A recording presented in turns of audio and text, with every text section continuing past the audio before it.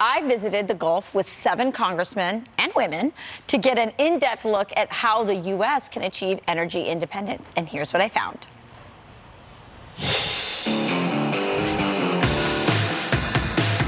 We're in the Gulf of Mexico. We're heading 80 miles off the coast of Louisiana to the Shell Appomattox oil platform. It is the largest one in the Gulf of Mexico. Every day we're producing oil and gas. It comes up through a number of wells and then exported off to shore. This operation can produce up to 140,000 barrels a day. That's over 3 million cars that it can fuel. We're going to also be meeting Steve Scalise and a delegation of members of Congress who are here to check out our offshore oil industry. We just landed on the platform. Let's get going on the tour. On Appomattox alone, we have 20,000 chain links that we actually use to moor us out into place. Moorings are what keep this thing afloat. Power generators generate a ton of heat. You pass water over that hot air, it flashes to steam.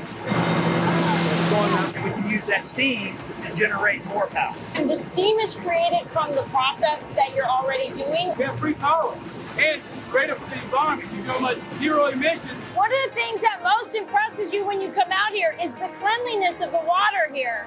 You know, people who say that this isn't done in a clean and efficient way, take a look. It's like blue Caribbean water. You see the brilliance. It's a drill ship. They're drilling the wells for this vessel. So this vessel doesn't drill. It's where we do all the gravity separation. Water goes here, oil goes here. So by this time, the gas is dry, it's separated, and it's on spec, ready to go to the pipeline. And we measure it right here. Yes, sir. All these meters that you guys have, the cybersecurity threat today is very real. It is very real. How are they monitored? You can't just access us from the internet. This is something Shell takes very seriously. It just seems like there's so much going on. It seems like you need more than 100 to manage it. I mean, it's amazing how much stuff is here. And they're running 24 hours. It's a 12-hour shift, 2 shifts of 12 hours. We have people that are keeping us floating. We have mechanics, electricians, making sure we have power, making sure pumps are working. We have operators that are actually getting the oil out of the ground. We have a catering crew that takes a lot of different skills. Hundreds of thousands of jobs created by this industry. This is really high tech. The pay is really good. If you're working on a rig, if you're servicing the industry, but it also generates billions of dollars to the federal treasury. The first time you've been on a tour like this for both of you? What is your first impression? This is phenomenal. Being here puts a spotlight on domestic energy production. This is amazing technology. It's American ingenuity, American workers producing American energy. Our adversaries would love nothing more than to make us dependent, and that's why independence is so critical. A facility like this and others like it, you could supply all of America's needs for oil and natural gas and be exporting to some of our friends around the world. We should see more members of Congress from both sides of the aisle that want to come and see this. Frankly, we should see people in the Biden administration that want to come here, because a lot of the things that they're saying against American energy are just not true. People who are questioning what we do, I'd say come on out. We'd love to host you for a visit. It really starts with an understanding of what we do. It's a wise thing to have energy independence. If you had your wish list so we could be energy independent, what would you want from government? The most important thing is that we have predictability. There's only been one lease sale since 2020, and that one was overturned. We don't have a 5-year plan in place that will dictate how lease sales will go going forward. You know, the biggest concern about what the Biden administration is doing is that they are making it harder for America to be energy independent years from now, which means we're going to be more dependent on foreign nations for our energy supply. That's bad for America.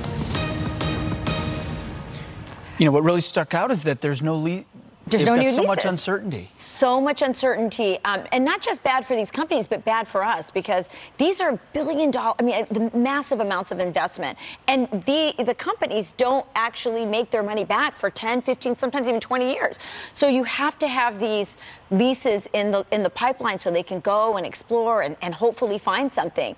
I love that we have invested here on Fox and Friends to understanding how oil and gas makes its way from underneath the surface of our planet to your gas pump. But I also want to leave time for this, because in order for Rachel to be on that platform, which you're watching, she had to go through some helicopter training, helicopter crash training. Nice. Yes, there it is. And there it is. Look at that. Rachel's in a capsule simulating a helicopter hitting the ocean.